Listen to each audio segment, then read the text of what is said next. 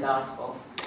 Today's gospel lesson comes from Luke 21, verses 25 through 36. Jesus speaks about signs of the end. And there will be signs in the sun and moon and stars, and upon the earth distress of nations, in perplexity at the roaring of the sea and the waves, people fainting with fear and foreboding of what is coming on the world. For the powers of the heavens will be shaken. And then they will see the human one coming in a cloud with power and great glory. Now when these things begin to take place, look up and raise your heads, because your redemption is drawing near. And Jesus told them a parable. Look, the fig tree and all the trees, as soon as they come out in leaf, for you see yourselves and know that the summer is already near. So also when you see these things taking place, you know that the realm of God is near. Truly I say to you, this generation will not pass away till all has taken place. Heaven and earth will pass away, but my words will not pass away. But take heed to yourselves, lest your hearts be weighted down with dissipation and drunkenness and cares of this life, and that day come upon you suddenly like a snare. For it will come upon all who dwell upon the face of the whole earth. But watch at all times, praying that you may have enough strength to escape all these things that will take place, and to stand before the human one. May God add understanding to the reading of the gospel. We join in singing 812, Glory to Thee.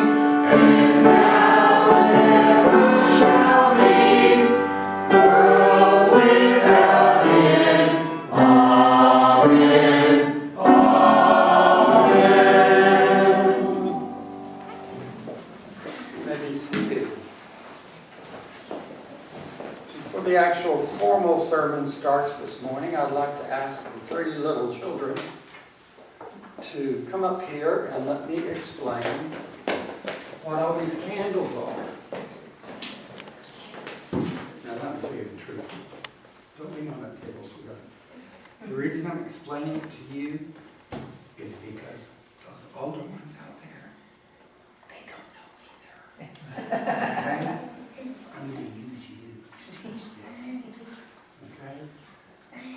Some of the candles we have up here year-round, we have one on each end that's in this gold candle holder. And then we always have this one and the one over there. So what's the other one? I'll explain that right now. That one on the far end over there in the gold is called our Christ candle, the divinity candle, accepting the divinity of Jesus Christ. This candle here represents the humanity candle. That's us in relationship with the divine. This candle here is our candle of hope. The red ribbon on it represents HIV and AIDS, and the pink ribbon on it is for breast cancer. We light this every week to remind us to hope and pray for a miracle, for a cure for all of the diseases. That candle over there is our candle of peace. A few years ago, a really mean man went into a bar and shot it up, and he killed 49 people. And on that Sunday, we decided to start lighting this candle, and it's our candle of peace, so that all the bullying and all the meanness in the world would come to an end. And this week, we introduced some new candles on the altar. We have 3 purple ones and a pink one. You see, I tried to do something mean yesterday. I figured your Grandpa David or Cheryl would have been the first ones to catch it. It was Roy. I had the pink and the purple mixed backwards. And I just wanted to see how obsessive compulsive they were, and wanted to light from the left to the right and put that pink one where it wanted to be. So he won. That purple candle that we lit this morning is our candle of hope. Next Sunday, we're going to light that candle and this other purple candle. That candle is peace.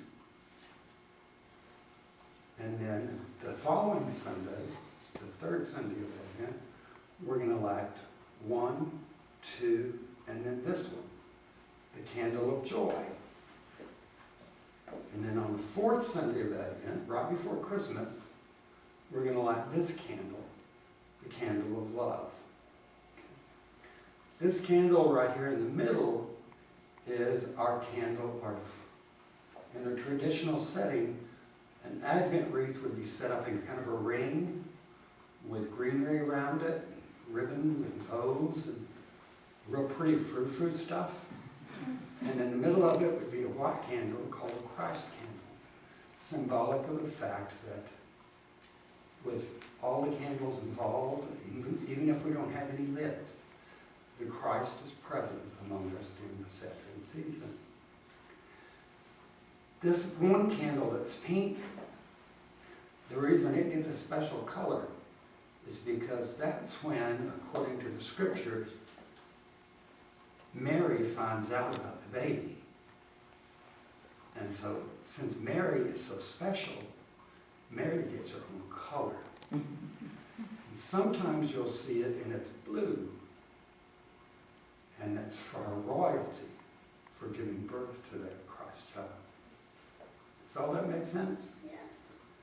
Let's hope it's sunk into some of the older ones. They're smaller. You can go sit down.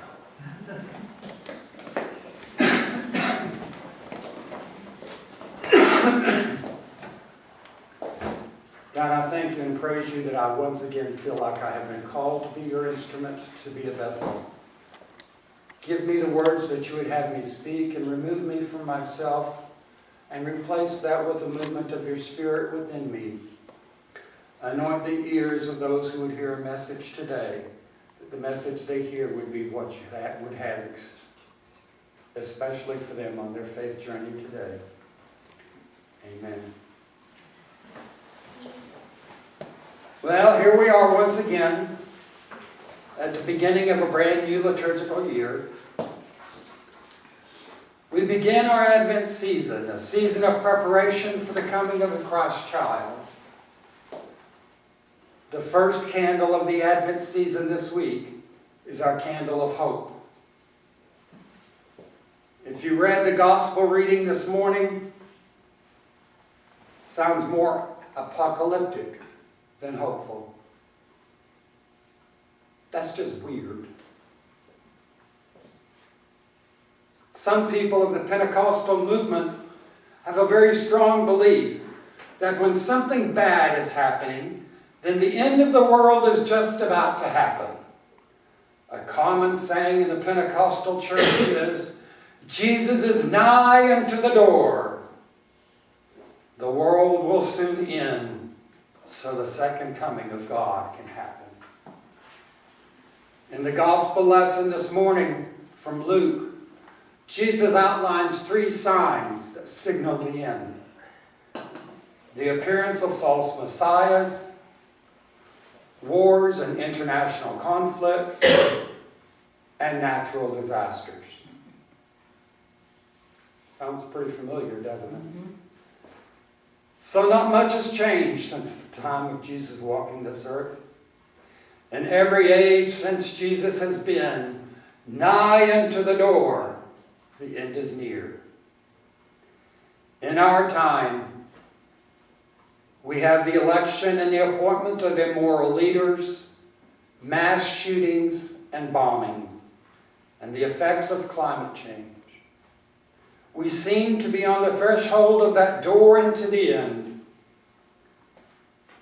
Advent, though, is a threshold. On this first Sunday of the Christian liturgical year, we hold the end and the beginning in both creative tension. That is why this season has always had an apocalyptic element to it. Apocalypse is a Greek word which means uncovering or unveiling, which can be defined as a big hope filled with idea, exposing the fact that the dominant powers are not the ultimate powers. Focus on the doom and the gloom of apocalypse, as well as preoccupation with calculating the exact time when the world will end, it will overshadow its hopeful intent. Apocalyptic writing in the Bible was not meant to scare people into belief, but to encourage their belief in a God who is bigger than the world's dominant powers. Movements such as Black Lives Matter, Me Too, Time's Up, and the fearful, fearful migrant caravans are a lifting of the veil, an exposing of the heresy of domination. The apocalyptic message of Advent is that Jesus, as the only begotten, has unveiled God.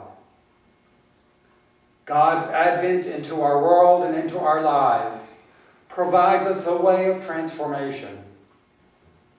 Everything is shaken up and laid bare. Old ways of being in the status quo are brought to an end so that something radically new will take its place. Apocalypse is always with us. Not only does it invite us to have belief in a God who is bigger than the world's powers, it also invites us to daily transformation as we let go of old habits and attitude and lift the veil. Lifting the veil on the racism, sexism, and xenophobia in our personal lives and the lives of the institutions to which we belong. You ever had a word that was very difficult to keep typing? I prayed really hard that I could get through saying apocalyptic and apocalypse today because I could not type that sucker for anything this week. It did not want to work. And I couldn't blame it on the keyboard. Thomas Merton has said, Advent is the beginning of the end of all. The end of all in us that is not yet Christ. This year I challenge each of us to let go of the things that are not of Christ in our lives and replace it with the infant child of Christ that we are now preparing for during this season of Advent. As a people of belief and a people of faith, a people of joy and a people of hope, we need not fear the apocalypse. Death isn't knocking at our door. The end of times is not now. The time of new beginning is today. And each and every day you choose to journey with Jesus Christ, your friend, personal Lord and Savior, companion, or that person you just don't understand. But it's a new day dawning with hope.